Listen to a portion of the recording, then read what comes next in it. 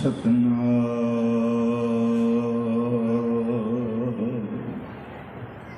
साहिब जियो।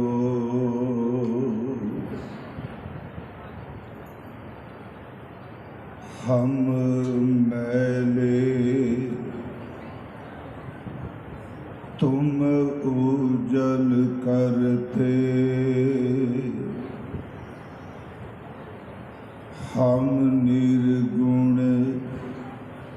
तू दाता। हम मैले तुम उजल करते, हम निर्गुण तू दाता। हम मूरख तुम चतुर सियाणे, तू सर्व कला का ज्ञाता। माधो हम ऐसे तू ऐसा, हम पापी तुम पाप खंडन। नीको ठाकुर देसा, दंडौत बंदन अनिक बार। सर्व कला समरथ,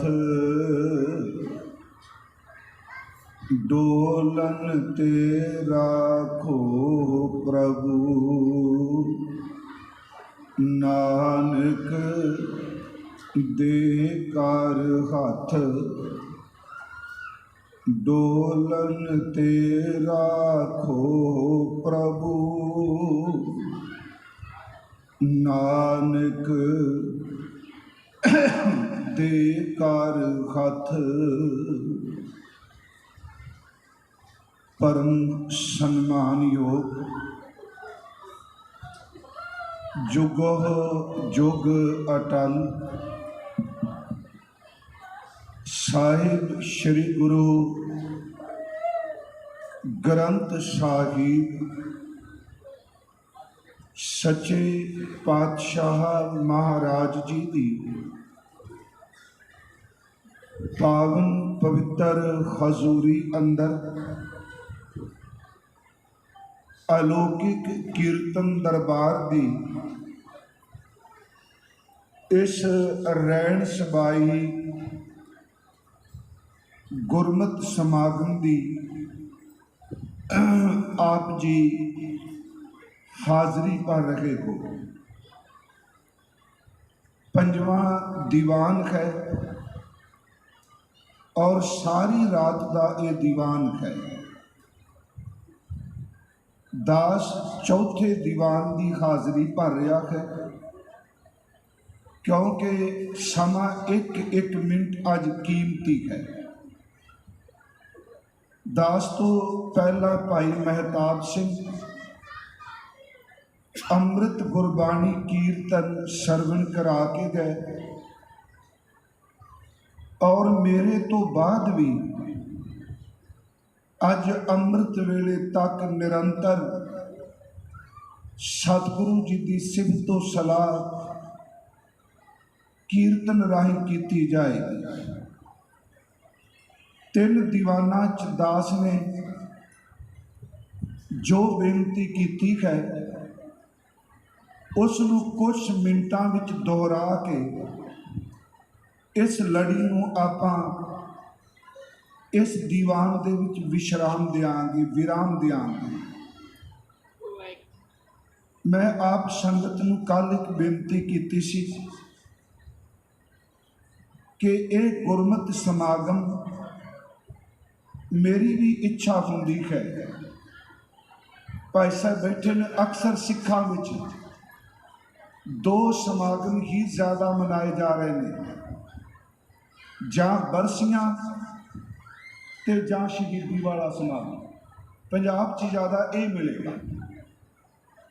बुलारियां नूं इश्तिहार राहीं पता लगता है कि की समागम है। कभी किसी बुलारे नूं नहीं पूछा गया कि इस बारे आप संगत की किस विचार राहीं सेवा कर रहे हो। इस गल नूं महसूस ना करे, क्योंकि असी उस चीज़ नूं बार बार दोहरा रहे हाँ। उंज गुरमत विच दोहराओ दा आत्मिक जीवन नाल बहुत संबंध है। सारा संसार ही दोहराओ ते निर्भर है। पर मेरी फिर भी बेनती है कि आपां जदों संगत विच जदों भी समागम करने, कोई प्रचारक आवे, कोई विचारवान आवे, कीर्तनी आवे, मेरी बेनती एक सबजैक्ट मुख रख के जरूर चलिया करिए। इहदे नाल प्रचारक भी मेहनत करके आउंदा है ते संगत वाल जो सुनदी है ਉਹਦੇ ਵਿੱਚ भी नवा सुन का उत्साह पैदा ਹੁੰਦਾ। आओ मैं कल तो लैके हुण तक पिछले 3 दीवाना जो बेनती की है, वो सी गुरु ग्रंथ साहिब का पहला प्रकाश ते दूसरा श्री गुरु ग्रंथ साहिब जी का गुरगद्दी दिहाड़ा। इस संबंध विच मैं जो बोलिया वो आप नाल साझा करांगा। आप जितने सतगुरां दी चरण शरण विच शोभाएमान हो, क्योंकि विचार विषय एकाग्रता का है। कीर्तन विच कई बारी बोल चल जाता है, साज बज रहा है, गाउण वाला गा रहा है, पर कथा बिल्कुल टिका का विषय है। आपको बेनती है, मैं तकरीबन 11 बजे तक पूरी समाप्ति कर देंगा। आप गुरु बख्शी फतेह सत्कार करो, अदब सहित उच्चारण करो जी। वाहिगुरु जी का खालसा, वाहिगुरु जी की फतेह। कल दोपहरे मैं जो विचार आरंभ की, वो सतगुरां जी दे इस बचन तो आरंभ की सी कि श्री गुरु ग्रंथ साहिब जी की जो बाणी है, इसनूं समझाण लई सतगुरां ने जिहड़ी उदाहरण जिहड़ी तशबीह दिती है, वो एक परोसे हुए थाल दे नाल दिती है। जिवें थाल कोई परोस के लियाउंदा है, किचन दे विचों कटोरियां दे विच, कौलियां दे विच वो पकवान वखरे वखरे पा दिंदा है, ते असीं कह दिंदे हां ये थाल परोस के लियाया है। सतगुरु गुरु अर्जुन देव महाराज जी ने साडे ते परोपकार कीता। उन्होंने आत्मिक जीवन की तृप्ति दे लई, मनुखता दे उधार दे लई, इंसान नूं जिहड़ी भुख लगी है उहदी तृप्ति हो जाए, उहदे वास्ते जिहड़ा थाल परोसिया, उस थाल नूं असीं गुरु ग्रंथ साहिब जी कहने, जिथों आपां विचार कल शुरू की सी। अज भी मैं रिपीट किया इस वेले कि थाल विच 3 वस्तु पईओ, सत संतोख विचारो, अमृत नाम ठाकुर का पयो, जिसका सबस उधारो। मैं तां ये बेनती कर रहा, कुछ सतसंगी अज आए ने ते उन्हां दे चरनां विच कि मैं 3 दीवाना च किहड़ी लड़ी शुरू की।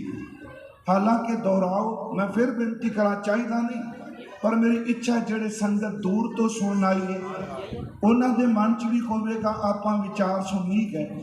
वो बेनती है कि गुरु ग्रंथ साहिब थाल दे विच सत संतोख आत्म विचार का भोजन परोसिया गया है, पर इस भोजन का जिहड़ा आधार है सत का, संतोख का ते विचार का, वो आधार है पार ब्रह्म परमेश्वर का नाम। अगली गल, इस भोजन के छकन दे नाल, पचान दे नाल उधार हुंदा है।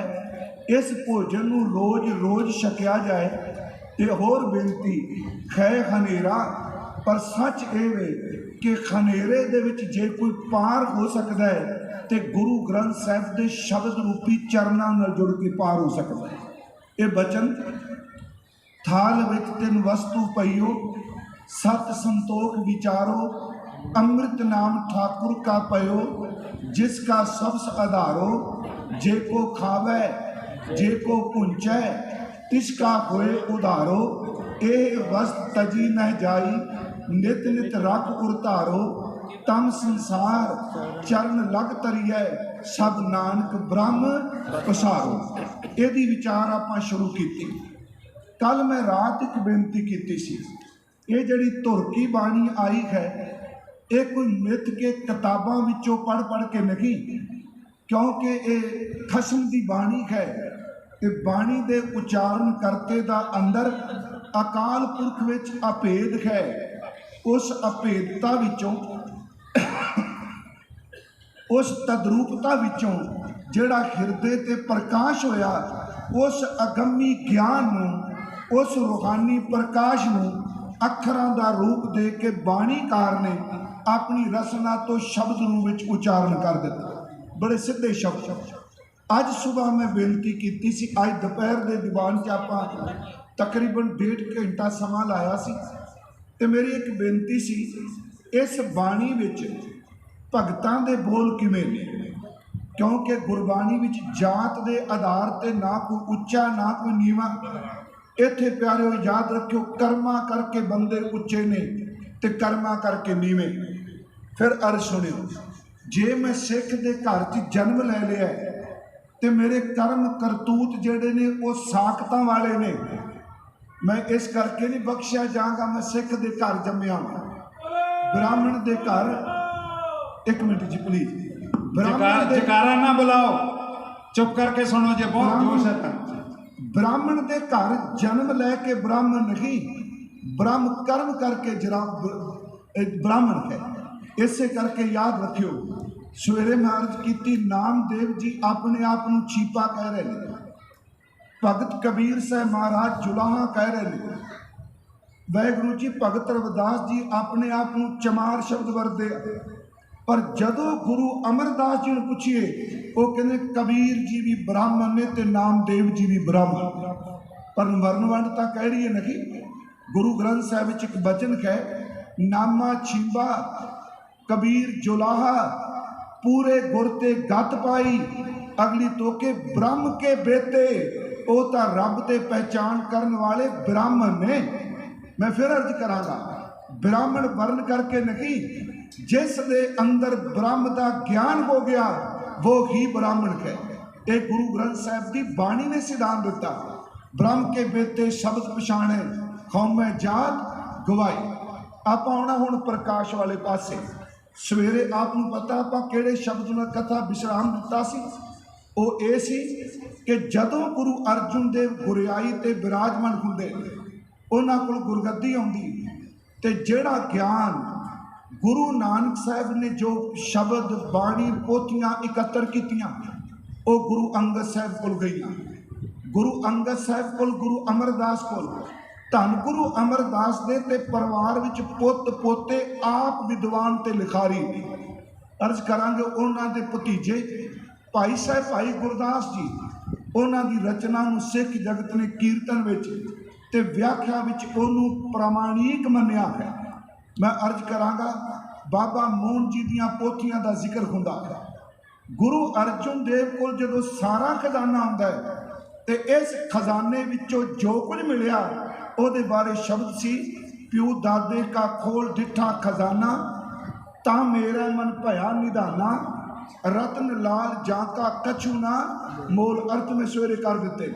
ਰਤਨ ਲਾਲ ਜਾਂ ਕਾ ਕਛੂ ਨਾ ਮੋਲ, ਭਰੇ ਭੰਡਾਰ ਅਖੂਟ ਅਤੋਲ। ਖਾਵੇਂ ਖਰਚੈ ਰਲ ਮਿਲ ਭਾਈ, ਤੋਟ ਨਾ ਆਵੇ ਵੱਧ ਹੋ ਜਾਈ।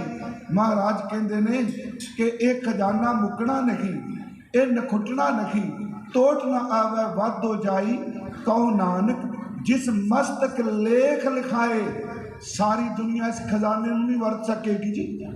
ਇਹ ਫਿਰ ਸੁਣਿਓ ਧਿਆਨ ਨਾਲ, ਜੇ ਅੰਮ੍ਰਿਤ ਵੇਲੇ ਉੱਠ ਕੇ ਨਿਤਨੇਮ ਕਰ ਰਹੇ ਹਾਂ, ਅਸੀਂ ਗੁਰੂ ਗ੍ਰੰਥ ਸਾਹਿਬ ਦਾ ਸਹਿਜ ਪਾਠ ਕਰ ਰਹੇ ਹਾਂ, ਕੀਰਤਨ ਕਰ ਰਹੇ ਹਾਂ, ਕੀਰਤਨ ਸੁਣ ਰਹੇ ਹਾਂ, ਜਿਹੜੀ ਗੱਲ ਵੀ ਬਾਣੀ ਨਾਲ ਸੰਬੰਧਿਤ ਆਪਾਂ ਕਮਾ ਰਹੇ ਹਾਂ, ਇਹ ਸ਼ੁਕਰ ਕਰੋ ਰੱਬ ਦਾ, ਜਿਨ੍ਹਾਂ ਦੇ ਧੁਰ ਮੱਥੇ ਤੇ ਲਿਖਿਆ ਹੈ ਉਹ ਇਸ ਖਜ਼ਾਨੇ ਵਿੱਚ ਰਲਦੇ ਨੇ। ਨਹੀਂ ਤਾਂ सारी जिंदगी बंदा लंघ जाता है, उम्र कट लेंदा है, एक बारी भी जपजी साहिब का पाठ कभी अपनी जबान तो नहीं करता। फिर अर्ज है इस खजाने को वह वरतेगा, कहो नानक जिस मस्तक लेख लिखाए सो एत खजाने लिया रलाए। मैं अगली जी बेनती इतिहास और सिद्धांत पक्षों भी करांगा। असी सारे मनाने पहला प्रकाश दिहाड़ा हरमंदर साहब बहुत डेकोरेशन की जाती है, तो उत्थे खिमा कर दो जोर भी लगा होंगे, कंपीटिशन है उत्थे। जे तुसी गुरु ग्रंथ साहिब इन्ने करोड़ के फुल लाए, असी इनू वध लावांगे।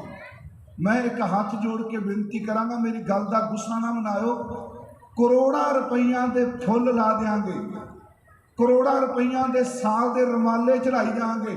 और गुरमुखो उस तो चौथा हिस्सा की रुपये विचों एक चवानी बचा के किते तुसी लोड़वंदां दी पढ़ाई ते ला दिओ, उन्हां बच्चों की एजुकेशन ते ला दिओ जिहड़े सिक्खी कमांदे ने पर उन्हां दे घर कपड़ा पाउण नूं भी नहीं। याद रखियो फुल तां कल नूं मुरझा जाणगे, जिहड़े शब्द करके फुल खिड़नगे और रहिंदी दुनिया तक लोकां नूं सुगंधी देंदे रहंदे। मेरा इस गल दा बंजी साहब में कही, क्योंकि ग्रंथी बेचारे डरते प्रबंधक गल नहीं करते।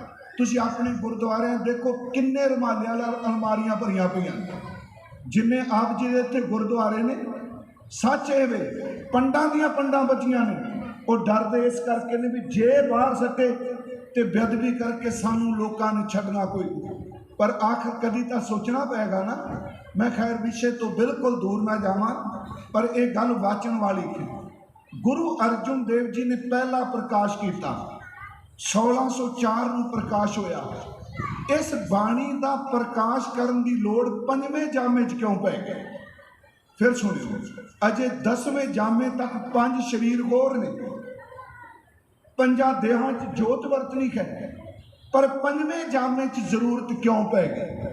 ये संबंध में साडे इतिहास ने 3 दलीलां दित्तियां ने, या 3 ख्याल अपने प्रगट किए।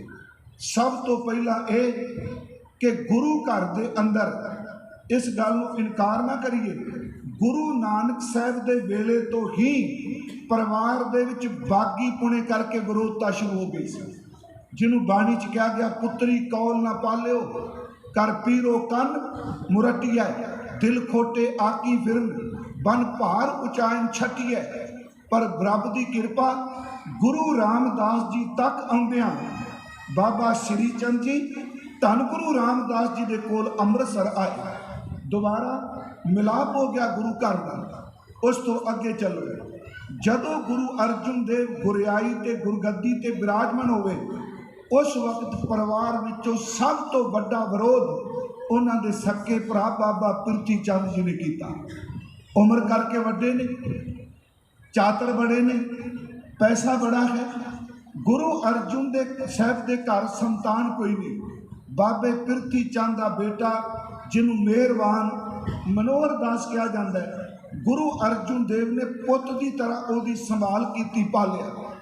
पर जदों 6वें सतगुरां का आगमन होया, उन्हां तो ये गल बर्दाश्त नहीं की गई। आप सबनों पता है 6वें सतगुरां नूं खत्म करने के लिए उन्हें 3 खूनी वार किए सन। पहला दाई नूं पैसे दे के जहर दे के क्या भी दुध पिया दो मौत हो जाएगी। उस तो बाद सपेरे नूं भेजिया, सप का डंग मरवा रहे हो। तीसरा एक खड़ावे ब्राह्मण नूं जहर दिता कि दही विच मिला के बाल हरगोबिंद जी नूं दे दिता जाए। वो तिन्ने दे तिन्ने जिहड़े खूनी वार ने वो निफल गए, पिरथी चंद विरोध में खड़े हो गए। इन्हां दा बेटा मेहरबान, याद रखियो विद्वान बहुत सी। भाई साहब वो टीके जो मैं पढ़ना तो मैं इस करके नहीं कह रहा भी मैं मीणिया की बाणी पढ़ना, उस बंदे ने टीकाकरण में कमाल कर दी। वो तकरीबन 4 भाषावां का टॉप का विद्वान सी। उहदे बारे कहा जाता है, मेहरबान पुत्र पिरथीए दा कविश्री करे, हिंदी पारसी गुरमुखी नाले संस्कृत पढ़े। इस गल को थोड़ा जा चेते रखियोगी, क्यों प्रकाश किया? गुरगद्दी ते 10वें जामे जाके दी, संपूर्णता जाके दमदमा साहिब की, ਉਦੋਂ ਕੀ ਲੋੜ ਸੀ? ਉਹਦਾ ਪਹਿਲਾ ਕਾਰਨ ਇਹ ਸੀ, ਮਿਹਰਬਾਨ ਪੁੱਤਰ ਪਿਰਥੀ ਇਹਦਾ ਕਵੀਸ਼ਰੀ ਕਰੇ, ਹਿੰਦੀ, ਗੁਰਮੁਖੀ, ਪਾਰਸੀ ਜਿਹਨੂੰ ਆਪਾਂ ਫਾਰਸੀ ਕਹਿੰਦੇ, ਨਾਲੇ ਸੰਸਕ੍ਰਿਤ ਪੜ੍ਹੇ, ਤਿੰਨ ਵੀ ਬਾਣੀ ਬਹੁਤ ਬਣਾਈ, ਭੋਗ ਗੁਰੂ ਨਾਨਕ ਜੀ ਕਾ ਭਾਈ। ਇਹਦਾ ਮਤਲਬ ਕਿ ਜਿਸ ਤਰ੍ਹਾਂ ਗੁਰੂ ਪੰਜਵੇਂ ਪਾਤਸ਼ਾਹ ਤੱਕ ਬਾਣੀ ਸੀ, ਮਿਹਰਬਾਨ ਉਸੇ ਤਰ੍ਹਾਂ ਸ਼ਬਦ, ਉਸੇ ਤਰ੍ਹਾਂ ਅਸ਼ਟਪਦੀਆਂ, ਉਸੇ ਤਰ੍ਹਾਂ ਚੌਪਦੇ, ਤੇ ਜਦੋਂ ਸ਼ਬਦ ਸਮਾਪਤ ਹੁੰਦਾ ਸੀ ਉਹ ਨਾਨਕ ਸ਼ਬਦ ਦੀ ਵਰਤੋਂ ਕਰਦਾ ਸੀ। ਹੋਇਆ ਕਿ ਇੱਕ ਦਿਨ ਅੰਮ੍ਰਿਤਸਰ ਘਟਨਾ ਵਾਪਰ ਗਈ ਕਿ ਸਿੱਖ ਕੀਰਤਨ ਕਰ ਰਹੇ ਸਨ। ਬੰਸਾਵਲੀ ਨਾਮੇ 'ਚ ਲਿਖਿਆ ਇੱਕ ਸਿੱਖ ਨੇ ਕੀਰਤਨ ਵਿੱਚ ਸ਼ਬਦ ਮਿਹਰਬਾਨ ਦਾ ਪੜ੍ਹ ਦਿੱਤਾ। ਇਹ ਗੱਲ ਨੂੰ ਧਿਆਨ ਨਾਲ ਸੁਣਿਓ। ਅੱਜ ਖਿਮਾ ਕਰਿਓ, ਬਹੁਤ ਘੱਟ ਸੱਜਣ ਨੇ ਜਿਨ੍ਹਾਂ ਨੂੰ ਇਹ ਪਤਾ ਹੋਵੇ ਇਹ ਗੁਰੂ ਕੀ ਬਾਣੀ ਹੈ ਕਿ ਬੰਦਾ ਬਾਹਰੋਂ ਕੁਝ ਗਾ ਰਿਹਾ ਹੈ। ਇਹ ਤਾਂ ਪਤਾ ਲੱਗੇਗਾ ਜੇ ਅਭਿਆਸ ਕਰਾਂਗੇ। ਉਹਨੇ ਕੀ ਕੀਤਾ ਜੀ, ਕੀਰਤਨ ਵਿੱਚ ਬਾਬੇ ਪਿਰਥੀਏ ਦੇ ਬੇਟੇ ਦੀ ਕਵਿਤਾ ਪੜ੍ਹ ਦਿੱਤੀ, ਕੱਚੀ ਬਾਣੀ ਕਹਿ ਲਓ। ਕਿਹਾ ਜਾਂਦਾ ਗੁਰੂ ਅਰਜਨ ਦੇਵ ਜੀ ਦੇ ਕੰਨਾਂ 'ਚ ਆਵਾਜ਼ ਪਈ, ਇੱਕੋ ਦਮ ਰੋਕ ਦਿੱਤਾ ਕੀਰਤਨ। ਨਾਲ ਭਾਈ ਗੁਰਦਾਸ ਸਾਹਿਬ ਨੂੰ ਕਿਹਾ, ਭਾਈ ਜੀ ਅਜੇ ਸਾਡੀ ਹਯਾਤੀ ਹੈ, ਕੱਲ ਨੂੰ ਕੀ ਬਣੇਗਾ? ਇੱਕ ਕੰਮ ਕਰੋ, ਗੁਰੂ ਕੀ ਬਾਣੀ ਧੁਰ ਕੀ ਬਾਣੀ ਇਸ ਕੱਚੀ ਬਾਣੀ ਤੋਂ ਵੱਖ ਕਰ ਦਿਓ, ਕਿਉਂਕਿ ਸਿੱਖ ਜਿਹੜੇ ਨੇ ਉਹ ਬਾਣੀ ਪੜ੍ਹਦਿਆਂ ਕਿਸੇ ਭੁਲੇਖੇ ਵਿੱਚ ਨਾ ਪੈ ਜਾਣ। ਇਸ ਗੱਲ ਨੂੰ ਧਿਆਨ ਨਾਲ ਸੁਣਿਓ। ਫਿਰ ਗੁਰੂ ਅਰਜਨ ਦੇਵ ਉਹ ਸਤਿਗੁਰਾਂ ਨੇ ਜਿਨ੍ਹਾਂ ਨੇ ਇਸ ਰੂਹਾਨੀ ਥਾਲ ਦੇ ਵਿੱਚ ਕਿਣਕਾ ਮਾਤਰ ਵੀ ਕਿਸੇ ਦਾ ਜ਼ਹਿਰ ਦਾ ਮਿਲ ਨਹੀਂ ਦਿੱਤਾ, ਕਿਉਂਕਿ ਥਾਲ ਪਰੋਸਿਆ ਜਾ ਰਿਹਾ। ਉੱਥੇ ਲਿਖਿਆ ਇੱਥੇ ਕਿਸੇ ਸਿੱਖ ਨੇ ਕੀਰਤਨ ਵਿੱਚ ਸ਼ਬਦ ਮਿਹਰਬਾਨ ਦਾ ਪੜ੍ਹਿਆ, ਜੋ ਗੁਰੂ ਅਰਜਨ ਦੇਵ ਦੀ ਸਰਵਣੀ ਪੜ੍ਹਿਆ, ਬਚਨ ਕੀਤਾ, ਭਾਈ ਗੁਰਦਾਸ ਜੀ ਗੁਰੂ ਕੀ ਬਾਣੀ ਜੁਦਾ ਕਰੀਏ, ਮੀਣੇ ਪਾਮ ਦੇ ਪਏ ਨੇ ਰਲਾ ਵਿੱਚ ਨਾ ਰਲਾ ਧਰੀਏ। ਇਹਦਾ ਮਤਲਬ ਜਿਹੜੀ ਧੁਰ ਕੀ ਬਾਣੀ ਹੈ ਇਸ ਨੂੰ ਨਿਰੋਲ, ਇਹਦੇ ਵਿੱਚ ਕੋਈ ਵੀ ਆਪਣੀ ਮਰਜ਼ੀ ਨਾਲ ਮੀਣਾ, ਕੋਈ ਪਖੰਡੀ ਇਸ ਬਾਣੀ ਵਿੱਚ ਮਿਲਾਵਟ ਨਾ ਕਰ ਸਕੇ। ਪਹਿਲਾ ਕਾਰਨ ਇਹ ਦੂਜਾ ਕਾਰਨ ਇੱਕ ਹੋਰ ਹੈ। ਮਹਿਮਾ ਪ੍ਰਕਾਸ਼ ਲਿਖਿਆ, ਉਂਝ ਯਾਦ ਰੱਖਿਓ, ਕਿਸੇ ਕੌਮ ਨੂੰ ਇਸ ਦੁਨੀਆ ਦੇ ਕਾਨੂੰਨ ਮੁਤਾਬਕ ਵੀ ਸਥਾਪਿਤ ਹੋਣ ਵਾਸਤੇ ਤਿੰਨ ਚੀਜ਼ਾਂ ਦੀ ਬਹੁਤ ਜ਼ਰੂਰਤ ਹੈ। ਸਭ ਤੋਂ ਪਹਿਲਾਂ ਉਸ ਕੌਮ ਦੇ ਕੋਲ ਆਪਣੀ ਬੋਲੀ ਹੋਵੇ, ਆਪਣੀ ਲੈਂਗੁਏਜ ਤੇ ਆਪਣਾ ਸਕ੍ਰਿਪਟ ਹੋਵੇ। ਮੈਂ ਕੱਲ ਵੀ ਕਿਹਾ, ਗੁਰੂ ਕੀ ਆਪਣੀ ਬੋਲੀ, ਆਪਣੀ ਲਿਪੀ। ਦੂਜਾ ਉਹਦੇ ਕੋਲ ਕੇਂਦਰੀ ਸਥਾਨ ਹੋਵੇ, ਤੇ ਤੀਸਰਾ ਚੇਤੇ ਰੱਖਿਆ ਉਹਦੇ ਕੋਲ ਆਪਣਾ ਰੂਹਾਨੀ ਗ੍ਰੰਥ ਹੋਵੇ। ਗੁਰੂ ਅਰਜਨ ਦੇਵ ਨੇ ਇਹ ਤਿੰਨਾਂ ਬਖਸ਼ਾਂ ਕਰ ਦਿੱਤੀਆਂ। ਉਹਨਾਂ ਨੇ ਸਾਨੂੰ ਰੂਹਾਨੀ ਕੇਂਦਰੀ ਸਥਾਨ ਸ੍ਰੀ ਦਰਬਾਰ ਸਾਹਿਬ ਦੇ ਦਿੱਤਾ, ਹਰਮੰਦਰ ਸਾਹਿਬ। ਉਹਨਾਂ ਨੇ ਸੱਚ ਇਹ ਵੀ ਜਿਹੜਾ ਗ੍ਰੰਥ ਤਿਆਰ ਕੀਤਾ, ਸਾਨੂੰ ਗੁਰੂ ਗ੍ਰੰਥ ਸਾਹਿਬ ਦੇ ਦਿੱਤਾ। ਤੇ ਤੀਸਰਾ, ਭਾਵੇਂ ਮੈਂ ਸਵੇਰੇ ਕਿਹਾ ਭਾਸ਼ਾਵਾਂ ਵੱਖ-ਵੱਖ ਸਨ, ਪਰ ਆਪਣਾ ਸਕ੍ਰਿਪਟ, ਆਪਣੀ ਲਿਪੀ ਦੇ ਦਿੱਤੀ। ਇਹ ਤਿੰਨੇ ਦੀਆਂ ਤਿੰਨੇ ਗੱਲਾਂ ਗੁਰੂ ਅਰਜਨ ਦੇਵ ਨੇ ਮੁਕੰਮਲ ਕਰ ਦਿੱਤੀਆਂ। ਉਸ ਦਿਨ ਹੀ ਸਿੱਖ ਇੱਕ ਵੱਖਰੀ ਕੌਮ ਦੇ ਰੂਪ ਵਿੱਚ ਹੋ ਗਏ ਸਨ। ਕਿਉਂਕਿ ਕਿਸੇ ਕੌਮ ਨੂੰ ਫਿਰ ਮੈਂ ਅਰਜ਼ ਕਰਾਂਗਾ, ਤਿੰਨ ਗੱਲਾਂ, ਉਹਦਾ ਕੇਂਦਰੀ ਸਥਾਨ, ਉਹਦਾ ਆਪਣਾ ਗ੍ਰੰਥ, ਉਹਦੀ ਆਪਣੀ ਬੋਲੀ, ਇਹ ਗੁਰੂ ਅਰਜਨ ਦੇਵ ਨੇ ਦੇ ਦਿੱਤੇ। ਅਗਲੀ ਬੇਨਤੀ, ਗ੍ਰੰਥ, ਜਿੰਨੀ ਦੇਰ ਤੱਕ ਗ੍ਰੰਥ ਨਹੀਂ ਉਨੀ ਦੇਰ ਤੱਕ ਪੰਥ ਨਹੀਂ ਚੱਲ ਸਕਦੇ। ਇਸ ਨੂੰ ਗੁਰਮੁਖੋ ਧਿਆਨ ਨਾਲ ਸੁਣਿਓ।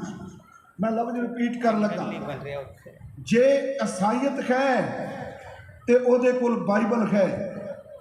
ਜੇ ਆਪਾਂ ਦੇਖਦੇ ਹਾਂ ਮੁਸਲਮਾਨ ਵੀਰ ਨੇ, ਉਹਨਾਂ ਕੋਲ ਕੁਰਾਨ ਹੈ। ਹਿੰਦੂਇਜ਼ਮ ਦੇ ਕਿੰਨੇ ਗ੍ਰੰਥ ਨੇ, ਪਰ ਘੱਟੋ ਘੱਟ ਆਪਣੇ ਪੰਥਾਂ ਦੀ ਅਗਵਾਈ ਉਹਨਾਂ ਗ੍ਰੰਥਾਂ ਤੋਂ, ਕਿਤਾਬਾਂ ਤੋਂ ਲੈ ਰਹੇ ਨੇ।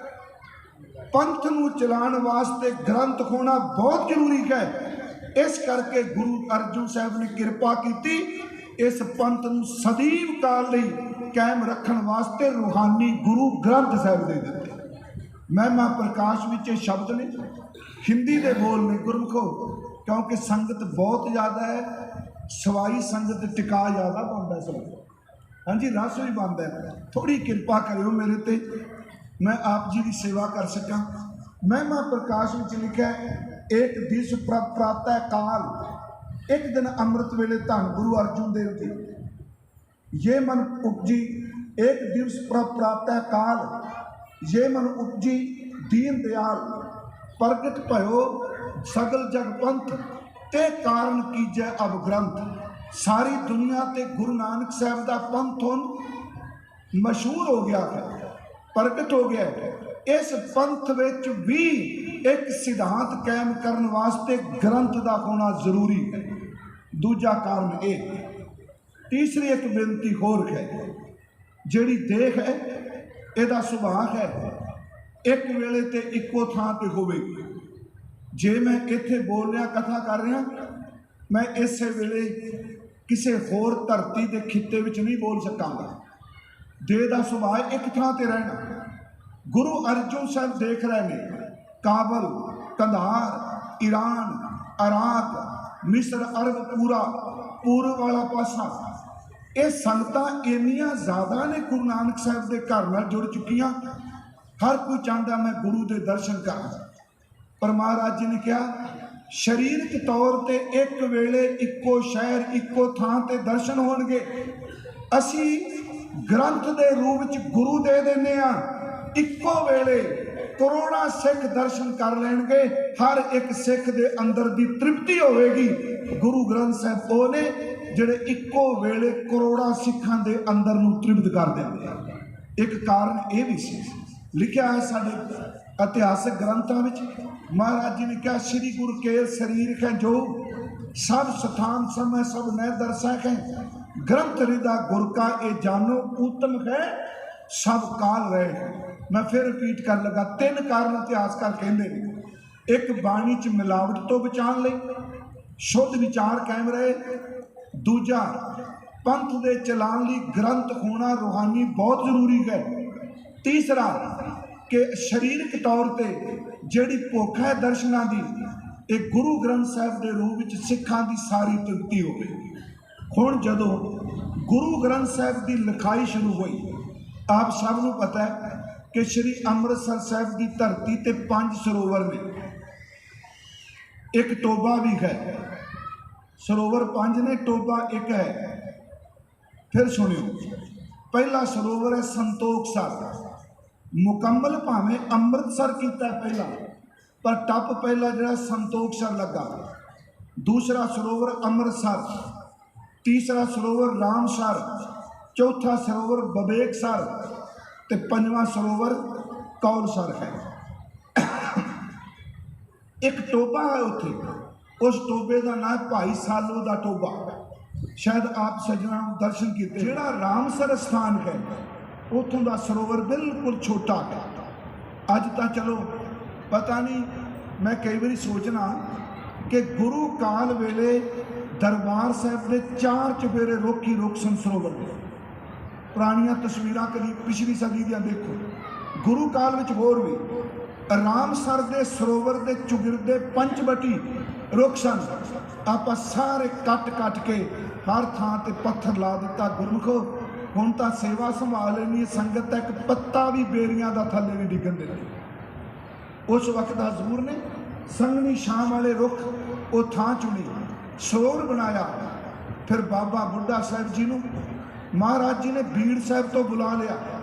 हरमंदर साहब उन्नी देर तक तैयार हो चुका सी। मैं आपनों एक बेनती करा, चलो हुण तां जिथे मर्जी कोई प्रकाश करी जा रहा है, ना कोई रोकण वाला ना कोई पुछण वाला है। गुरु साहब ने प्रकाश करन तो पहला थां तैयार की है कि इस शब्द गुरु का प्रकाश किन्नी को कीमती थां ते होवेगा। हरमंदर साहब पहला बनया, प्रकाश बाद विच होया। मेरी अर्ज है, भाई गुरदास साहब उन्होंने बुला लिया बाणी लिखण लई। बाबा बुढ़ा साहब जी नूं बुला लिया गया कि तुसी हरमंदर साहब बैठ के संगत नूं उपदेश देना है। ऑलरेडी हर रोज़ हरमंदर विच सवेरे शाम कीर्तन की हाज़री भरी जाती सी। एक प्रकाश तो पहला भी कीर्तन हुंदा सी दरबार साहब के अंदर। भाई गुरदास साहब नूं बुलाया, भाई बन्नो जी नूं बुलाया, कागज़ की कलम ते शाही की सेवा शुरू हो गई। गुरु अर्जुन देव पोथियां बाबा मोहन जी तो मंगा लियां, आप लैन गए सतगुरु। मैं संखेप जी बेनती करा, सतगुरां ने अपने हथी कागज़ सुधार के ਪਹਿਲਾਂ ਸਭ ਤੋਂ ਕਲਮ ਚੁੱਕ ਕੇ ਮੂਲ ਮੰਤਰ ਜਿਹੜਾ ਲਿਖਿਆ ਉਹ ਧੰਨ ਗੁਰੂ ਅਰਜੁਨ ਦੇਵ ਨੇ ਆਪਣੀ ਕਰ ਕਮਲਾਂ ਨੂੰ ਲਿਖਿਆ, ਜਿਹਨੂੰ ਅਸੀਂ ਕਰਤਾਰਪੁਰੀ ਬੀੜ ਕਹਿੰਦੇ। ਅੱਜ ਵੀ ਇਹ ਸਰੂਪ ਕਰਤਾਰਪੁਰ ਹੈ ਜਿਹੜਾ ਜਲੰਧਰ ਨਜ਼ਦੀਕ ਹੈ। ਉਸ ਤੋਂ ਅਗਲੀ ਬੇਨਤੀ, ਉਹ ਜਿਹੜੀ ਸਿੱਖਾਂ ਨੂੰ ਬਾਣੀ ਜ਼ਬਾਨੀ ਕੰਠ ਸੀ ਉਹ ਵੀ ਲਿਖਵਾਈ ਗਈ। ਜਿੱਥੇ ਜਿੱਥੇ ਪੋਥੀਆਂ ਪਈਆਂ ਸਨ ਉਹ ਮੰਗਾਈਆਂ ਗਈਆਂ। ਭਾਈ ਗੁਰਦਾਸ ਸਾਹਿਬ ਨੂੰ ਹਜ਼ੂਰ ਨੇ ਕਿਹਾ, ਭਾਈ ਸਾਹਿਬ ਜੀ ਤੁਸੀਂ ਪੋਥੀਆਂ ਖੋਲੋ, ਬਾਣੀ ਪੜ੍ਹੀ ਜਾਓ, ਜਿੱਥੇ ਜਿੱਥੇ ਪਤਾ ਲੱਗੇ ਵੀ ਇਸ ਬਾਣੀ ਵਿੱਚ ਮਿਲਾਵਟ ਹੈ, ਇਹ ਗੁਰਮਤ ਦੇ ਸਿਧਾਂਤ ਨਾਲ ਮੇਲ ਨਹੀਂ ਖਾਂਦੀ, ਉਸ ਬਾਣੀ ਨੂੰ ਵਾਹ ਕਰ ਦਿੱਤਾ ਜਾਏ। ਇਹ ਛੋਟਾ ਜਿਹਾ ਕੰਮ ਨਹੀਂ ਸੀ ਗੁਰਮੁਖੋ। ਮੈਂ ਤੇ ਕਹਿੰਦਾ ਰੋਮ ਰੋਮ ਸ਼ੁਕਰਾਨਾ ਕਰੋ ਗੁਰਸਿੱਖੋ ਗੁਰੂ ਅਰਜੁਨ ਦੇਵ ਜੀ ਦਾ, ਜਿਨ੍ਹਾਂ ਨੇ ਇੰਨੀ ਕਮਾਈ ਕਰਕੇ ਆਪਣੀ ਅੰਸ ਲਈ ਆਪਣੇ ਸਿੱਖਾਂ ਵਾਸਤੇ ਰੂਹਾਨੀ ਥਾਲ ਪਰੋਸ ਕੇ ਰੱਖ ਦਿੱਤਾ। ਭਾਈ ਸਾਹਿਬ ਜੀ ਨੂੰ ਕਿਹਾ ਕਿ ਆਪ ਜੀ ਬਾਣੀ ਵੱਖ ਵੱਖ ਕਰੋ। ਭਾਈ ਸਾਹਿਬ ਹੱਥ ਜੋੜ ਕੇ ਕਹਿੰਦੇ, ਸੱਚੇ ਪਾਤਸ਼ਾਹ ਮੇਰੇ ਕੋਲ ਇੰਨੀ ਸੁਰਤ ਨਹੀਂ, ਮੈਂ ਕਿਵੇਂ ਪਹਿਚਾਨ ਕੇ ਦੱਸਾਂਗਾ ਇਹ ਗੁਰੂ ਕੀ ਬਾਣੀ, ਇਹ ਬਾਣੀ ਮਿਲਾਵਟ ਹੈ।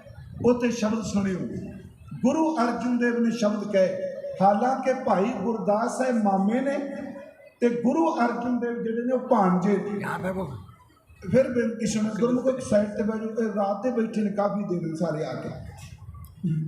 ਮੈਂ ਫਿਰ ਬੇਨਤੀ ਕਰਾਂ ਕਿ ਉਸ ਵਕਤ ਗੁਰੂ ਅਰਜੁਨ ਸਾਹਿਬ ਮਹਾਰਾਜ ਜੀ ਨੇ ਕਿਹਾ ਵੀ ਤੁਸੀਂ ਵਾਕ ਕਰੋ ਬਾਣੀ। ਉਹਨਾਂ ਕਿਹਾ ਮਹਾਰਾਜ ਮੈਂ ਵਾਕ ਕਰ ਸਕਣਾ। ਉੱਥੇ ਮਹਾਰਾਜ ਜੀ ਨੇ ਕਿਹਾ ਭਾਈ ਸਾਹਿਬ ਜੀ ਜਿਵੇਂ ਇੱਕ ਬੱਚਾ ਘਰ ਤੋਂ ਬਾਹਰ ਹੋਵੇ, ਦੀਵਾਰ ਦੇ ਓਲੇ ਤੇ ਉਹਦੇ ਮਾਤਾ, ਉਹਦੇ ਪਿਤਾ, ਉਹਦੇ ਭੈਣ, ਉਹਦੇ ਭਰਾ, ਉਹਦੀ ਚਾਚੀ, ਉਹਦੀ ਤਾਈ ਜਾਂ ਭਾਬੀ ਉਹ ਘਰ ਅੰਦਰ ਹੋਵੇ, ਛੋਟੇ ਜਿਹੇ ਬੱਚੇ ਦੇ ਕੰਨਾਂ 'ਚ ਬਾਪ ਦੀ ਆਵਾਜ਼ ਪਏ, ਵੱਖ ਵੱਖ ਆਵਾਜ਼ਾਂ ਪੈਣ, ਉਹ ਪਹਿਚਾਣ ਕੇ ਕਹਿੰਦਾ ਇਹ ਮੇਰੇ ਪਿਤਾ ਜੀ ਬੋਲ ਰਹੇ ਨੇ, ਇਹ ਮੇਰੀ ਮਾਂ ਦੀ ਆਵਾਜ਼ ਹੈ, ਇਹ ਮੇਰੀ ਭੈਣ ਦੀ ਆਵਾਜ਼ ਹੈ, ਇਹ ਮੇਰੇ ਭਰਾ ਦੀ ਆਵਾਜ਼ ਹੈ। ਭਾਈ ਸਾਹਿਬ ਜੀ ਕਿ ਜਿਵੇਂ ਇੱਕ ਬੱਚਾ ਆਪਣੇ ਮਾਤਾ ਪਿਤਾ ਭੈਣ ਭਰਾਵਾਂ ਦੀ ਆਵਾਜ਼ ਪਹਿਚਾਣ ਸਕਦਾ ਹੈ, ਤੁਹਾਡੇ ਤੇ ਗੁਰੂ ਨਾਨਕ ਸਾਹਿਬ ਮਿਹਰ ਕਰਨਗੇ, ਲੱਖਾਂ ਮੀਣੇ ਹੋ ਜਾਣ, ਤੁਸੀਂ ਪਹਿਚਾਣ ਕੇ ਦੱਸ ਦਿਓਗੇ ਕਿਹੜੀ ਗੁਰੂ ਕੀ ਬਾਣੀ ਹੈ ਤੇ ਕਿਹੜੀ ਮਿਲਾਵਟ ਕੀਤੀ। ਭਾਈ ਸਾਹਿਬ ਨੇ ਮਹਾਰਾਜ ਜੀ ਮੱਥਾ ਟੇਕ ਦਿੱਤਾ। ਧੰਨ ਗੁਰੂ ਅਰਜੁਨ ਦੇਵ ਨੇ ਸੀਸ ਤੇ ਹੱਥ ਰੱਖਿਆ। ਮੈਂ ਥੋੜੀ ਜਿਹੀ ਹੁਣ ਤਰਤੀਬ ਦਾ ਜ਼ਿਕਰ ਕਰਨਾ, ਜ਼ਿਆਦਾ ਡਿਟੇਲ 'ਚ ਨਹੀਂ, ਪਰ ਮੇਰੀ ਬੇਨਤੀ ਹੈ ਇੰਨਾ ਕੁ ਜ਼ਰੂਰ ਚੇਤੇ ਰੱਖਿਓ। ਇਹ ਨਹੀਂ ਕਿ ਮੈਂ ਤੁਹਾਡੀ ਕੋਈ ਕਲਾਸ ਲੈ ਕੇ ਬਹੁਤ ਕੁਝ ਮੈਂ ਜਾਣਨਾ। ਮੈਂ ਸੱਚੀ ਕਹਿ ਰਿਹਾ ਕਿ ਗੁਰੂ ਸਾਹਿਬ ਤੋਂ ਪੈ ਖਾ ਕੇ ਕਹਿਣਾ, ਮੈਂ ਸਵੇਰੇ ਕਿਹਾ ਮੈਨੂੰ 30 ਸਾਲ ਹੋ ਚੁੱਕੇ ਨੇ ਬੋਲਦਿਆਂ, ਪਰ 30 ਸਾਲਾਂ ਵਿੱਚ ਤਿਲ ਮਾਤਰ ਵੀ ਮੈਂ ਗੁਰੂ ਗ੍ਰੰਥ ਸਾਹਿਬ ਦੀ ਗੱਲ ਨਹੀਂ ਕਰ ਸਕਿਆ, ਕਿਉਂਕਿ ਜਿੱਡੇ ਵੱਡੇ ਸਤਿਗੁਰੂ ਨੇ ਉੱਚਾ ਜ਼ਬਾਨ ਨਾਲ ਤੇ ਬੋਲ ਲਾਂਗਾ, ਪਰ ਸੁਰਤ ਕਰਕੇ ਉੱਚਾ ਕਿਵੇਂ ਉੱਠਾਂਗਾ। ਕਈ ਵਾਰੀ ਗੱਲਾਂ ਉੱਚੀਆਂ ਕਰ ਲੈਂਦਾ ਬੰਦਾ, ਪਰ ਜੀਵਨ ਉੱਚਾ ਨਹੀਂ ਹੁੰਦਾ। ਇਲ ਸਮਝਦੇ ਆ ਨਾ ਕਿ ਕਈ ਥਾਵਾਂ ਤੇ ਗੀਤ ਕਹਿੰਦੇ ਆ ਇਲ ਸਭ ਤੋਂ ਉੱਚੀ ਉੱਡਦੀ ਏ, ਤਾਂ ਕੀ ਹੋਇਆ ਉੱਚੀ ਉੱਡਦੀ ਏ, ਪਰ ਉੱਚੀ ਉੱਡ ਕੇ ਨਜ਼ਰ ਉਹਦੀ ਮਰੇ ਹੋਏ ਪਸ਼ੂ ਦੇ ਪਿੰਜਰ ਉੱਤੇ ਰਹਿੰਦੀ। ਉੱਡਦੀ ਉੱਚੀ ਹੈ ਪਰ ਖਾਂਦੀ ਦਾ ਪਿੰਜਰ ਹੈ ਨਾ। ਕਈ ਵਾਰੀ ਖਿਮਾ ਕਰ ਦਿਓ, ਗੱਲਾਂ ਸਟੇਜਾਂ ਤੋਂ ਬੜੀਆਂ ਉੱਚੀਆਂ ਹੁੰਦੀਆਂ ਨੇ, ਸੁਰਤ ਕਰਕੇ ਬੰਦਾ ਵਾਸ਼ਨਾ ਦਾ ਪਿੰਜਰ ਹੀ ਚੁੰਡੀ ਜਾਂਦਾ। ਸੁਰਤ ਕਰਕੇ ਉੱਚਾ ਹੋ ਜਾਣਾ ਤਾਂ ਗੁਰੂ ਮਿਹਰ ਕਰੇ ਨਾ। ਮੈਂ ਫਿਰ ਅਰਜ਼ ਕਰਾਂ, ਜਦੋਂ ਮਹਾਰਾਜ ਬਾਣੀ ਲਿਖਾਣ ਲੱਗੇ ਜੀ, ਇਸ ਬਾਣੀ ਨੂੰ 3 ਹਿੱਸਿਆਂ 'ਚ ਆਪਾਂ ਵੇਖ ਸਕਦੇ। ਇੱਕ ਬਾਣੀ ਉਸ ਵਕਤ ਦਾ ਨੇਮ, ਦੂਸਰਾ ਹਿੱਸਾ ਰਾਗਬੱਧ, ਤੀਸਰਾ ਬਾਣੀ ਰਾਗ ਮੁਕਤ। ਮੈਂ ਜੇ ਭੁੱਲਾ ਨਾ ਤਾਂ ਤਕਰੀਬਨ 1387 ਅੰਗ, ਭਾਈ ਸਾਹਿਬ 1387 ਅੰਗ 87 ਰਾਗ ਵਿੱਚ ਨੇ, ਤੇ ਤਕਰੀਬਨ ਜਿਹੜੇ ਬਾਕੀ ਨੇ ਉਹ ਸਾਰੇ ਜਿਹੜੇ ਰਾਗ ਮੁਕਤ ਬਾਣੀ ਹੈ। ਸਭ ਤੋਂ ਪਹਿਲਾਂ ਬਾਣੀ ਗੁਰੂ ਗ੍ਰੰਥ ਸਾਹਿਬ 'ਚ ਸਤਿਗੁਰਾਂ ਲਿਖੀ ਜਪ ਦੀ। ਪਰ ਥੋੜਾ ਗੱਲ ਧਿਆਨ ਨਾਲ ਸੁਣਿਓ, ਹਰ ਸਰਲੇਖ ਵਿੱਚ ਜੀਵਨ ਪਿਆ ਹੈ। ਮੈਂ ਥੋੜੇ ਜਿਹੇ ਸਰਲੇਖਾਂ ਦਾ ਜ਼ਿਕਰ ਕਰਾਂਗਾ, ਜ਼ਿਆਦਾ ਨਹੀਂ। ਮੈਂ ਸਵੇਰੇ ਆਪ ਨੂੰ ਕਿਹਾ ਸੀ ਕਿ ਨਿੱਠ ਕੇ ਬੈਠੋ ਸਿੱਖੋ, 6 महीने चाहिए ने घट्टो घट सिर्फ गुरु ग्रंथ साहिब के ढांचे की कथा कर लगी महाराज का बाणी ब्योरा की ये अर्थ की ने। सब तो पहला महाराज जी ने जी बाणी लिखी वो जप तो बाद जी बाणी लिखी वो सोदर नहीं कट्ठा सोदर नहीं, सो वखरा ते दर वखरा। उंज आप कट्ठी कहते हैं सोदर की चौंकी लान चले, सोदर का पाठ कर लगे। पहला जप तो बाद सो दर तो बाद तीसरी बाणी जी वो सो पुरख है सोदर नाल संबंधित सो पुरख। ते चौथी बाणी सतपुरा ने जी रखी वो है सोहेला, जिन्हों आप कीर्तन सोहेला कहने। मैं ज़्यादा डिटेल च नहीं जाना, इन्ह 4 सरलेखों के बहुत गहरे अर्थ ने। जप एदा संबंध बोलने नाल है, क्योंकि साडे गुरु ग्रंथ साहिब की बाणी की आरंभता मूँह के बोल नाल जप नाल है। तो जिन्ने असीं बैठे हाँ साडी संसार की यात्रा की शुरुआत में मूँह नाल हुई है। सुनियो इस गल, जिस दिन साडा जन्म होया उस दिन इनू सिख नाल ना कल्ला जोड़े। जिन्ने इंसान धरती पर पैदा होए उहदा फिरका कोई भी सी। सब तो पहला बच्चे ने की कर्म किया जन्म तो बाद? अद्धे घंटे जी जन्म होया, उन्होंने अखां नाल पहचान नहीं, ये मेरी माँ है, ये पहचान नहीं मेरा बाप है। वो बोल नहीं सकता, वो हत्थां नाल पकड़ नहीं सकता, पैरां नाल चल नहीं सकता। सब तो पहला रब ने उन्होंने सोझी दिती माँ का दुध चुंगण दी, वो भी मूँह दे नाल। पहली बाणी जप है, जप का संबंध मूँह नाल है। साडी शुरुआत पहला प्यार लगा थन दुध, पहला सब तो संबंध। कभी किसी नर्स ने, कभी दाई ने, किसी डॉक्टर ने कहा कि बच्चे नूं 6 महीने रखो, इनू दसांगे माँ की फीड, माँ का दुध किवें पीना। नहीं प्यारिओ, भुख लगे कुदरत ने दस दिता बच्चे नूं, उन्हें जमांदरू बन दिता। भुख लगी माँ का दुध चुंगन लग पिया, दुध की उन्होंने पहचान भी नहीं। उन्होंने पूछो कोई दुध, उन्होंने कोई पता नहीं की कह रहा, उन्होंने सिर्फ एक अनुभव दे दिता, अंदर भुख पैदा हुई, दुध चुंगन लग पिया, गले तो थले दुध गया, उन्हें एक एक नस विच एनर्जी पैदा कर दी। गुरमुखो, जे दुनियावी तौर पर मूँह नाल दुध चुंगे बच्चा, रोम रोम विच ताकत चली जाती है। गुरु ग्रंथ साहिब कहते सब तो पहला जप जपेगा तो तेरे रोम रोम विच रब की कृपा वरतन लग पे। सच एवे मूँह तो शुरू है जप, जेड़ा जपेगा वो कितने पहुँचेगा? वो पहुँचेगा सो दर दर थे वो दरवाज़ा, सो दर तेरा केहा, सो घर केहा, जित बै सब संभाले। जप सो दर तक लैके जाएगा। गुरमुखो, जे दरवाजे ते चले गए तो दरवाजे का मालिक मिलेगा नहीं। अगला सरलेख के सो पुरख, याद रखो सो पुरख पहला नहीं, पहला दर है, दर तो बाद पुरख है। जे जपेगा ता दरवाजे तक पहुंचेगा, जे दरवाजे तक जाएगा तो सोदर का मालिक सो पुरख तेनू जरूर मिले। इस सरलेख के अर्थ ने जप सो दर सो पुरख। चौथा सरलेख महाराज ने लिखा सोहेला। भाई साहब ने शब्द वरते ने कीर्त सोहेला, भाई गुरदास साहब ने। असी आम तौर पर कहने कीर्तन सोहेला, पर मैं फिर बेनती करांगा ये बाद विखात च नहीं पैना चाहिए। पुराने समय इतिहास दियाँ कथा पहला हो जांदियां सन, ते शाम नूं याद रखो दरबार साहिब भी अज कीर्तन के नाल ही फिर सोहला शुरू हो जाता है। उदों कथा नहीं होती। महाराज ने सोहला रखा। सोहले का लफ्जी अर्थ होंदा मंगलमय गीत। ये होर सौखे अर्थ। सोहले का अर्थ है कि ब्याह वेले गाए जान वाले खुशी के गीत। पर आप जी देखो सरलेख ब्याह का ते समझाते मौत पै। संबत साहा लिखिया मिलकर पावो तेल, दो सजन असी सरिया जो होवे साहिब सो मेल। कर कर एवो पहुंचा सदने नित पुहन, सदन खारा सिमरिया नानक से दे आवन। मैं कई बार सोचना सिखा तू पाठ करके देख, जप तेनू 100 दर तक ले जाएगा, 100 दर ते गया 100 पुरख मिलेगा। जेड़ी मौत वैन है, जेड़ी मौत मातम है, जे तू बाणी नाल जुड़ जाएगा मौत इस तरह बन जाएगी जिवें विआह की खुशी होंदी है। ये सोहला है। उस तो बाद फिर राग निर्धारित बाणी शुरू हुई।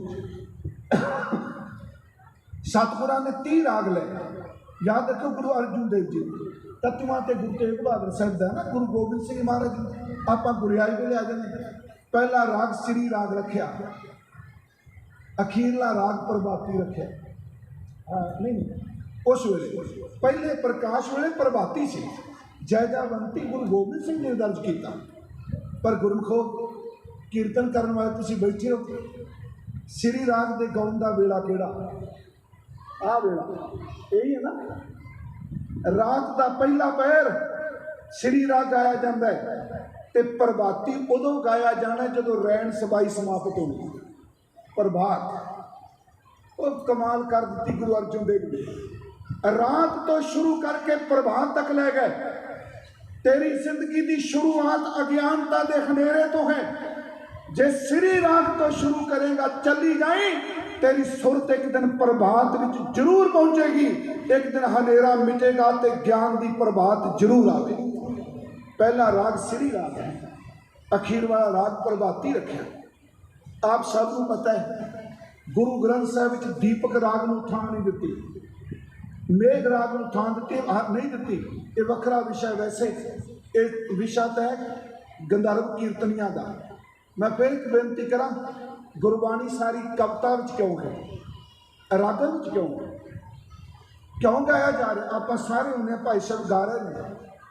प्यारे याद रखो मैं पंजाबी च बोल रहा, मेरी इस कथा नूं सिर्फ वो समझ सकेगा जिन्हों पंजाबी आउंदी है। जे एक बंदा अंग्रेजी च बोल रहा ओदी गल वो समझेगा जिहड़ा अंग्रेजी जानन वाला है। एक आदमी अरबी, फारसी, स्पैनिश, इटालियन, डच जेड़ी भाषा विच भी वार्तक बोलेगा लैक्चर देगा, उन्होंने वो ही समझेगा जिहड़ा उस भाषा का जानकार है। मैं बोल रहा इत्थे किसी सज्जन नूं लै जिन्हों पंजाबी की समझ नहीं, वो मेरे हत्थां वल देखेगा, मेरे बुल्लां वल देखेगा, मेरी बॉडी के एक्शन वल देखेगा, समझ नहीं पाएगी। क्योंकि वार्तक तौल ते जेड़ा बंदा बोली जानता होवे कोई आनंद ले सकता है। पर राग संगीत ब्रह्मांड की आवाज़ है। याद रखो भाषा की समझ ना भी होवे, जदों संगीत विच मिला के शब्द गाया जाए, संगीत सच एवे ना भाषा के जानकार उत्ते भी असर कर जाता। महाराज जी ने राग नूं थाल बना दिता, राग नूं सेज बना दिता। महाराज जी ने दीपक नहीं लिया, उत्तेजित दिखाए, मेघ भी नहीं लिया, गौड़ी दीप की लिया, मलार लिया। भाई साहब बैठे आ, असीं एक गल सारे कहने कि तानसेन जी ने दीवे बाल दिते। जो बैजू बाबरे नाल उन्हां दे हुंदा कंपीटीशन, तानसेन ने दीवे बाल दिते। तानसेन जी ने गाया बारिश होण लग पई। ये क्या जानदा गाना करने। मैं एक बेनती करा गुरबाणी पढ़न वालिओ, बाहर के दीवे बल गए, लोकां क्या वाह वाह, पर अंदर के दीवे तो उत्थे बुझे रहे। बाहर की बारिश हो गई, अंदर तो सुके रहे। पर गुरबाणी ने, कीर्तन ने, राग ने इन्नी कृपा की, इन्हें कई जन्मां के खनेरे च डुबिया होया दे अंदर रूहानीयत के दीवे बाल दिते। इन्हें कई जन्मां के सुक्या अंदर सच्ची मुच्ची नाम की झड़ी ला दी। झिम झिम वरसै अमृत धारा, मन पीवै सुन शब्द विचार।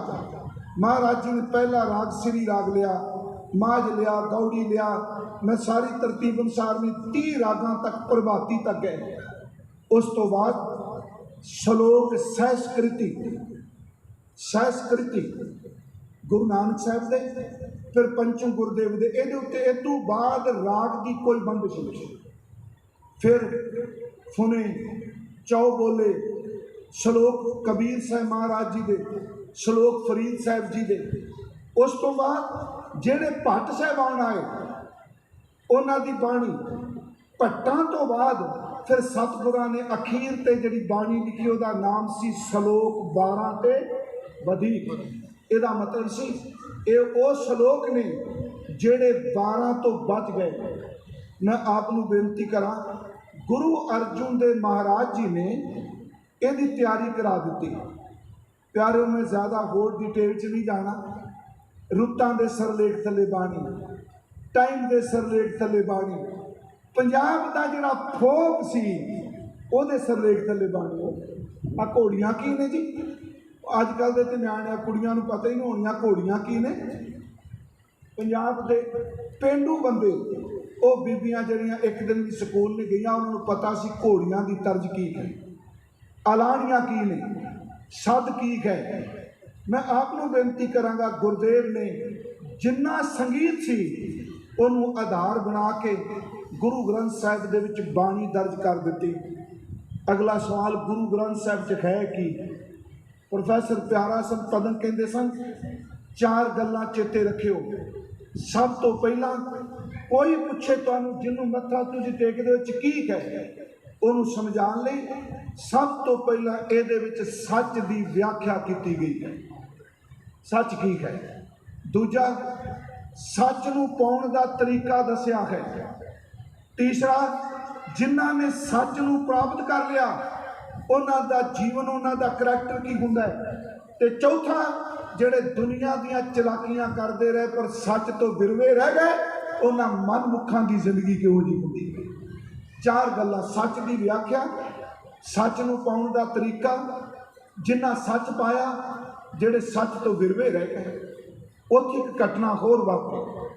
ਜਦੋਂ ਇਹ ਬਾਣੀ ਲਿਖੀ ਜਾ ਰਹੀ ਸੀ ਉਸ ਵਕਤ 4 ਸਵੇਰੇ ਗੱਲ ਸਮਝ ਪੈ ਗਈ ਵੀ ਬਾਣੀ ਲਿਖੀ ਜਾ ਰਹੀ ਹੈ। ਉਹ ਲਾਹੌਰ ਤੋਂ 4 ਭਗਤ ਆਏ ਸਨ, ਕਾਨਾ, ਪੀਲੂ, ਛੱਜੂ ਤੇ ਸ਼ਾਹ ਹੁਸੈਨ। ਇਹ ਆਏ ਜੀ ਅੰਮ੍ਰਿਤਸਰ। ਇਹਨਾਂ ਨੇ ਸ਼ਬਦ ਕਿਹਾ ਜੀ, ਜਿਹੜੇ ਮਰ ਚੁੱਕੇ ਨੇ, ਇਹ ਲਫ਼ਜ਼ ਹੀ ਵਰਤੇ, ਜਿਹੜੇ ਦੁਨੀਆ ਤੋਂ ਜਾ ਚੁੱਕੇ ਨੇ ਉਹਨਾਂ ਦੀ ਰਚਨਾ ਤੁਸੀਂ ਲਿਖ ਰਹੇ ਹੋ, ਅਸੀਂ ਤਾਂ ਜਿਉਂਦੇ ਹਾਂ ਜੇ ਭਗਤ। ਉਸ ਵਕਤ ਮਹਾਰਾਜ ਗੁਰੂ ਅਰਜਨ ਦੇਵ ਜੀ ਨੇ ਕਿਹਾ, ਫਰਮਾਇਆ ਕਿ ਤੁਸੀਂ ਆਪਣੀ ਆਪਣੀ ਰਚਨਾ ਸੁਣਾਓ। ਇਹ ਘਟਨਾ ਉਦੋਂ ਵਾਪਰੀ ਜਦੋਂ ਗੁਰੂ ਗ੍ਰੰਥ ਸਾਹਿਬ ਲਿਖੇ ਜਾ ਰਹੇ ਨੇ। ਇਹ ਚਾਰੇ ਇਕੱਠੇ ਬੁਲਾ ਲਏ। ਕਾਨਾ ਬੋਲਿਆ, ਉਹ ਕਹਿੰਦਾ ਮਹਾਰਾਜ ਜੀ ਨੂੰ, ਜੀ ਮੇਰੀ ਬਾਣੀ ਹੈ, ਰਚਨਾ ਹੈ, ਮੈਂ ਉਹੀ ਰੇ, ਮੈਂ ਉਹੀ ਰੇ, ਮੈਂ ਉਹੀ। ਜਾਂ ਕੋ ਵੇਦ ਪੁਰਾਣ ਜਸ ਗਾਵੇਂ, ਖੋਜ ਦੇਖੋ ਮਤ ਕੋਈ ਰੇ, ਮੈਂ ਉਹੀ ਰੇ, ਮੈਂ ਉਹੀ ਰੇ। ਮਹਾਰਾਜ ਜੀ ਨੇ ਰੋਕ ਕੇ ਕਿਹਾ, ਨਾ, ਇਹ ਬਾਣੀ ਗੁਰਮਤਿ ਅਨੁਸਾਰ ਨਹੀਂ। ਕਹਿੰਦਾ ਕਵੀ ਕੀ ਕਹਿਣ ਲੱਗੇ? ਭਗਤ ਰਵਿਦਾਸ ਜੀ ਕਹਿ ਰਹੇ ਨੇ, ਜਬ ਹਮ ਹੋਤੇ ਤਬ ਤੂੰ नाही, ਅਬ ਤੂੰ ਹੀ ਮੈਂ नहीं। ਤੂੰ ਕਹਿ ਰਿਹਾ ਮੈਂ ਉਹੀ ਰੇ, ਮੈਂ ਉਹੀ ਰੇ। बाणी कह रही है, कबीर तू तू करता तू हुआ, मुझ में रहा ना हूं, जब आपा पर का मट गया, जब देखूं तत तू। ਉਹ ਨਿਰੁੱਤਰ ਹੋ ਗਿਆ। ਉਸ ਤੋਂ ਬਾਅਦ ਆਇਆ ਜੀ ਪੀਲੂ ਭਗਤ ਸੀ। ਮਹਾਰਾਜ ਜੀ ਨੇ ਕਿਹਾ, ਤੂੰ ਸੁਣਾ। ਉਹਨੇ 2 ਸਤਰਾਂ ਬੋਲੀਆਂ। ਮੈਂ ਸਾਰੇ ਸ਼ਬਦ ਨਹੀਂ ਉਹਨਾਂ ਦੇ ਪੜ੍ਹ ਰਿਹਾ। ਇਹ ਯਾਦ ਰੱਖਿਓ, ਮੈਂ ਸਿਰਫ ਕਥਾ ਵਾਸਤੇ ਜਾਣਕਾਰੀ ਇਕੱਠੀ ਕੀਤੀ ਹੈ, ਮੈਂ ਬਾਣੀ ਦੇ ਰੂਪ 'ਚ ਨਹੀਂ ਪੜ੍ਹਦਾ ਹੁੰਦਾ। ਪੀਲੂ ਨੇ ਕਿਹਾ, ਅਸਾਂ ਨਾਲੋਂ ਚੰਗੇ ਜੰਮਦਿਆਂ ਮਰ ਗਏ, ਚਿੱਕੜ ਪੈਰ ਨਾ ਬੋਢਿਆ, ਨਾ ਅਲੂਦ ਪੈ, ਕਈ ਥਾਂ ਤੇ ਡੋਬਿਆ ਪਾਠ ਹੈ। ਇਹਦਾ ਮਤਲਬ ਸਾਡੇ ਨਾਲੋਂ ਤਾਂ ਚੰਗੇ ਜਿਹੜੇ ਜੰਮਦਿਆਂ ਨੂੰ ਮੌਤ ਆ ਗਈ, ਘੱਟੋ ਘੱਟ ਸੰਸਾਰ ਦੇ ਦੁੱਖਾਂ ਤੋਂ ਤੇ ਬਚ ਗਏ। ਮਹਾਰਾਜ ਜੀ ਨੇ ਕਿਹਾ, ਇੰਨੀ ਨਿਰਾਸ਼ਤਾ, ਕਮਾਲ ਹੋ ਗਈ, ਰੱਬ ਨੇ ਦੇ ਹੀ ਦਿੱਤੀ। ਇਸ ਦੇਈ ਕੋ ਸਿਮਰਨ ਦੇਵ ਸੋ ਦੇਈ ਭਜਾਰ ਕੀ ਸੇਵ। ਇੰਨੀ ਨਿਰਾਸ਼ਤਾ। ਗੁਰਬਾਣੀ ਕਹਿ ਰਹੀ ਹੈ, ਨਿਰਾਸ਼ ਮਤ ਹੋ, ਅਗਾਂ ਕੂ ਤਲਾਂਗ, ਪਿਛਾਂ ਫੇਰ ਨਾ ਮੋਢੜਾ, ਨਾਨਕ ਸਿੱਜ ਅਵਿਆ ਵਾਰ ਦੌੜ ਨਾ ਹੋਵੀ ਜਨ ਬੜਾ। ਤੂੰ ਸੰਘਰਸ਼ ਕਰ, ਤੂੰ ਸੁਸਾਈਡ ਨਾ ਕਰ। ਉਹ ਸੁਸਾਈਡ ਕਰ ਰਿਹਾ। ਮਹਾਰਾਜ ਜੀ ਨੇ ਕਿਹਾ, ਤੇਰੀ ਬਾਣੀ ਇੰਨੀ ਢਹਿੰਦੀ ਕਲਾ, ਇੱਥੇ ਢਹਿੰਦੀ ਕਲਾ ਨੂੰ ਕੋਈ ਥਾਂ ਨਹੀਂ, ਇੱਥੇ ਚੜ੍ਹਦੀ ਕਲਾ। ਹੁਣ ਤੀਸਰਾ ਆਇਆ ਜੀ ਛੱਜੂ। ਮਹਾਰਾਜ ਨੇ ਕਿਹਾ, ਤੂੰ ਹੀ ਸੁਣਾ। ਉਹ ਕਹਿੰਦਾ ਜੀ, ਕਾਗਦ ਸੰਗੀ ਪੁੱਤਰੀ ਤੋ ਨਾ ਤੇਰਿਆ ਨਿਖਾਰ। ਇਹਦਾ ਮਤਲਬ ਕਿ ਔਰਤ ਇੰਨੀ ਪਾਪਾਂ ਦੀ ਜੜ ਹੈ, ਜੇ ਕਾਗਜ਼ ਦੀ ਵੀ ਔਰਤ ਦਾ ਬੁੱਤ ਬਣਿਆ ਹੋਵੇ ਕਦੀ ਉਹਨੂੰ ਵੇਖੋ ਨਾ, ਨਹੀਂ ਤੇ ਉਹ ਅੱਗ 'ਚ ਸਾੜ ਦੇਗੀ। ਮਜਾ ਮਾਰੇ ਨੇ ਕਿਹਾ ਰੁਕ ਜਾ, ਕਿਉਂਕਿ ਇੱਥੇ ਕਿਹਾ ਜਾਂਦਾ ਸੋ ਕਿਉ ਮੰਦਾ ਆਖੀਆ ਜਿਤ ਜੰਮੈ ਰਾਜਾਨ। ਇੱਥੇ ਦਰਵੇਸ਼ ਕਹਿ ਰਿਹਾ ਹੈ आप लिए लड़ लाए दर दरवेश से तेरे धन जिड़न दी माऊ आए शब्द से। याद रखो गुरबाणी का तकरीबन 60% हिस्सा बाणीकार औरत बन के रब का मिलाप चाहता। महाराज ने कहा तेरी रचना नहीं हो सकती।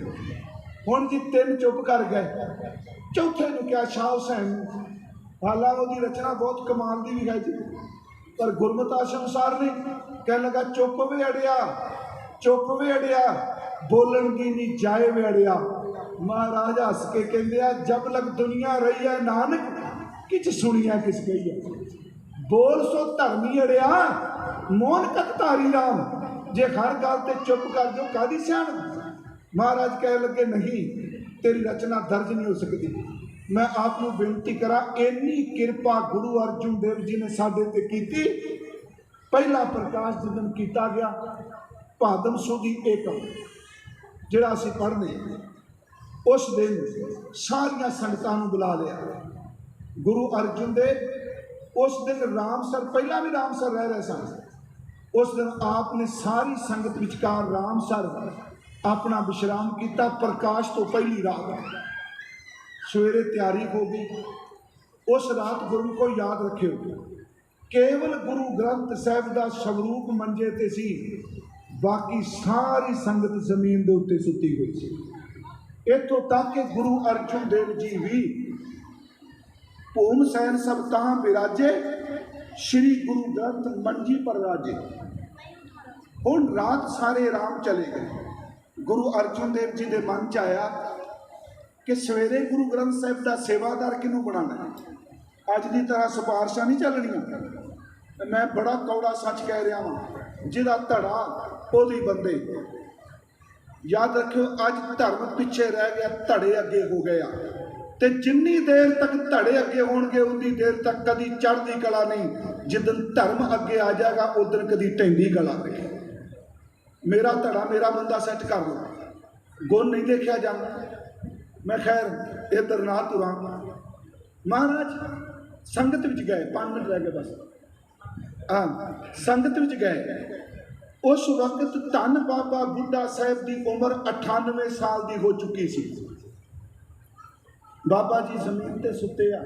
सुते की कमा, मैं लवी वरत रहा क्या सोना क्या जागना गुरमुख ते परवान, जिन्ना सांस गिरासना विसरे ते पूरे पुरख प्रधान। ने देखा दग दग करदा चेहरा बजुर्ग दा, ते उस वक्त क्या वाहिगुरु जी तुहाडा कोटान कोट शुकर। अज गुरु ग्रंथ साहिब का निमरता वाला जिन्हें रोम रोम करके बाणी जी है, जिन्हें प्रदान छकिया भी है ते पुंजिया भी है। सवेरे गुरु ग्रंथ साहिब का ग्रंथी साहिब बाबा बुढ़ा जी बन गए। अमृत वेले महाराज उठे, गुरु ग्रंथ साहिब का स्वरूप बाबा बुढ़ा साहिब जी के सीस ते रखिया। आप चवर करते गए। हरमंदर साहिब अंदर रबाबी कीर्तन कर रहे सन। बाबा बुढ़ा साहब जी ने मंजे साहब के स्वरूप रख दिया। याद रखियो हरमंदर साहब विच पालकी विच प्रकाश नहीं किया गया, क्योंकि अज तकरीबन पैसा बड़ा साडे कोल। पालकी सिर्फ पातशाह के आउण जाण लई है। पालकी विच दरबार नहीं लगदे खुंदे। हरमंदर साहब विच पालकी प्रवेश नहीं करती। रोज टीवी ते देखदे हो, ते अकाल तख्त साहब के उत्ते भी नहीं पालकी जाती। पालकी पातशाह के बूहे अगे हुंदी है ते दरबार के बूहे तक चलती। महाराज जी ने सीस ते स्वरूप रखा बाबा बुढ़ा जी दे। आके मंजा साहब ते हजूर ने कहा बुढ़ा साहिब खोलो ग्रंथ। पहला प्रकाश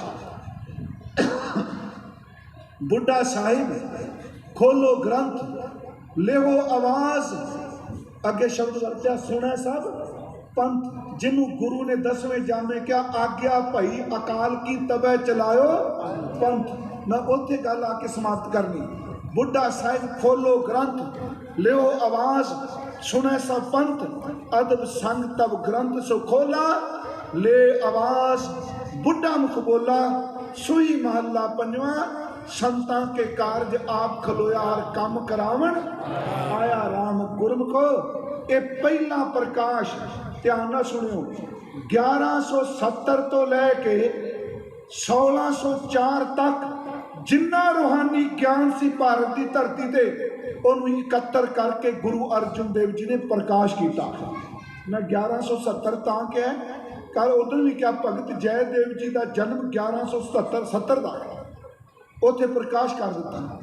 गुरु गोबिंद सिंह जी का समा आया, दमदमा साहिब की धरती ते 9 महीने 9 दिन 9 घड़ियां का जिक्र किया जाता है।